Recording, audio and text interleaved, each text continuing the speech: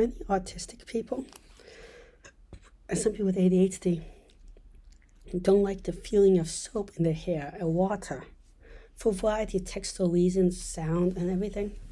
Other times people can't take a full shower because they're depressed or anxious or just don't have the energy. It can be a problem of executive dysfunction. Briefly, executive dysfunction is when you're disorganized or have trouble planning out your future events, stuff like that. It can also be that maybe you suddenly got dirty and you want to suddenly clean your hair. Other ones is that it might be hard to take for a shower because you might slip or fall or injure yourself, or just in the general climate you might not have access.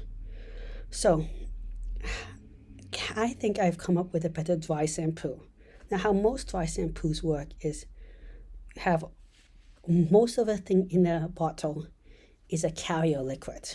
And that just means something that quickly lets you spray it out and evaporates.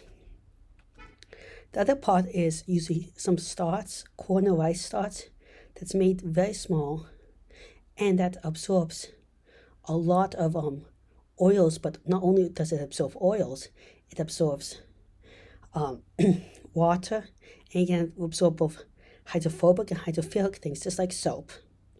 And that cleans up your hair.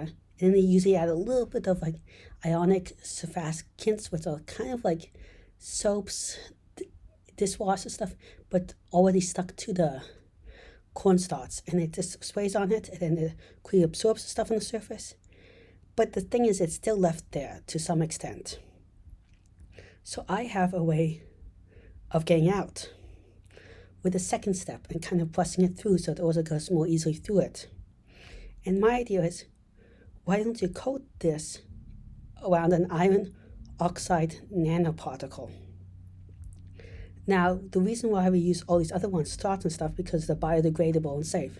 Iron oxide nanoparticles are also biodegradable, very safe, very non-toxic. You can have as much iron oxide in you as you want.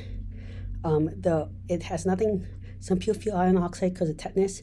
That's just the environment it grows in. It's more likely to have tetanus if it's also a rusty environment and punctures wound. Iron oxide itself is non-toxic completely. It doesn't even fuel bacterial growth.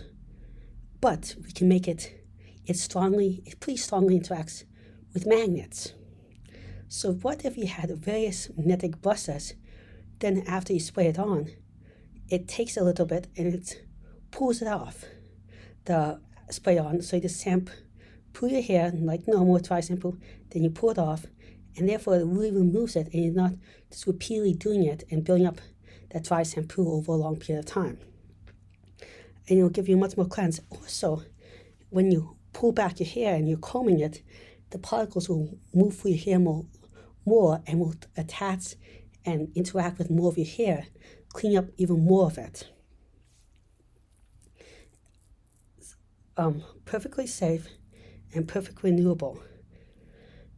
My other thing is you can then customize the comb as long as you have a magnet, because different combs work for different hairs, and that could lead with thicker hair.